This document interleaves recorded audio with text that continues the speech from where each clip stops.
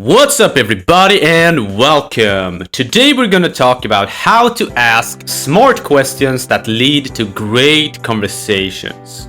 Albert Einstein once said, "If I had an hour to solve a problem and my life depended on it, I would use the first 55 minutes determining the proper question to ask. For once I knew the proper question, I could solve the problem in less than 5 minutes." By asking the right question, you can solve a problem faster. And when learning something, that is essential. It's also good to make a conversation shorter and make it more effective to get to the point faster. Because in some scenarios you bump into someone for a short time, you might only have a limited amount of time with them. But a lot of the times when in a conversation you want to do the opposite. You want to extend the conversation, making it as long as necessary. And by asking smart questions, you can control that.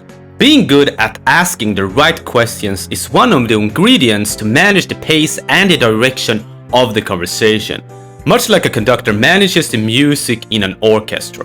Also, by asking more good questions than you usually would, you can make the conversation more about the other person. And a lot of people love talking about themselves, or something that they are good or passionate about, because it's a comfortable subject. It's easy to talk about something if you know the subject well and are even maybe an expert. And you could say people are experts on themselves. Because who knows more about them than themselves, right? Asking good questions is a really convenient skill to have.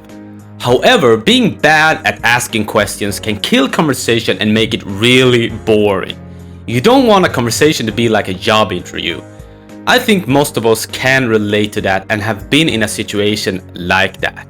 Fortunately, there are ways to ask better questions that will improve the conversation and make it easier. And now we're going to talk about 2 easy ways how you can do that.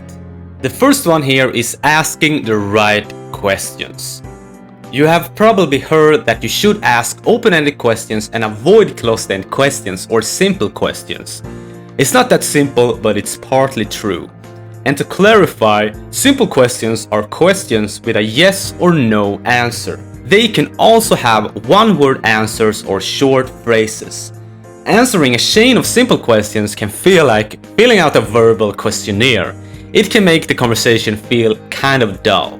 And here on screen you see some examples of simple questions. So the first one here is, do you feel good? And usually you answer that question with a yes or no answer. So on the other hand, we have open-ended questions, and that gives the other person more room to express themselves. And usually, since answers from open-ended questions are longer, there is more things to elaborate on, and this makes it a lot easier to keep the conversation alive. Questions that are open-ended can, for example, start on how, why, or what. And here on screen, you see some examples of open-ended questions. Naturally, a conversation has a mix of both open-ended questions and closed-end questions. So closed-end questions are not bad, but should not be used only. The benefit with them is that closed-end questions makes it easier to manage what direction the conversation is going in, and you can also get more specific information. The most common problem in conversation when it comes to questions is that people ask too many closed-end questions. So if that is a problem for you, try to ask more open-ended questions when you talk to people. And in the beginning it can be hard to come up with open-ended questions quickly, so try to prepare in beforehand and have 2 or 3 open-ended questions to experiment with. Memorize them so you are ready to use them in the next conversation you have. When you are comfortable asking these open-ended questions, add new ones, and repeat this until asking open-ended questions feels natural to you, like flowing water. Then you have really taken your conversation skills to the next level. The second thing is to ask for more information.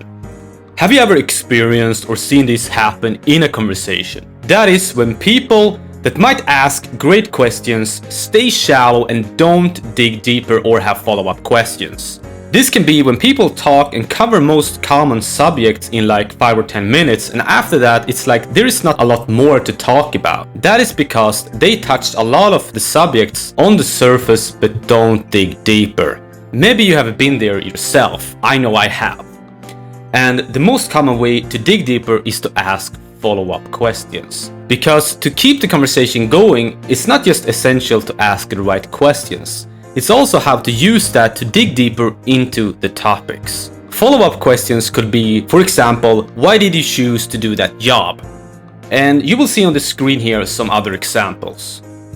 Of course, digging deeper is not appropriate in all situations, but it does not have to be sensitive or very personal information. If someone talks about a hobby with passion, they probably would not mind to answer questions like, what do you think is the best thing with that hobby? However, people might not be so comfortable talking more in depth about relationship issues with someone they just met. So keep that in mind. This can be harder than it sounds if you're not used to doing that a lot. One solution is to be more curious about other people, because that will go a long way. Curious people make better connections with other people and build better relationships. And this is actually something that science has shown. If you combine asking open-ended questions and asking more follow-up questions, that can improve your conversation skills a lot and will make it easier for you to connect with other people and make new friends and improve current relationships. Also, don't forget to talk as well. A conversation is more than just asking questions. So that is 2 tips how to ask smart questions that lead to great conversations. By knowing this, you can use it to ask better questions in conversation. But don't expect to be great in the beginning. Like with most things, it takes time to improve. Being consistent and practicing it over time, that is the key to mastery. I hope you found this video helpful. If you did, please like and subscribe. Also, write in the comments below if you have any tips or tricks that lead to a great conversation.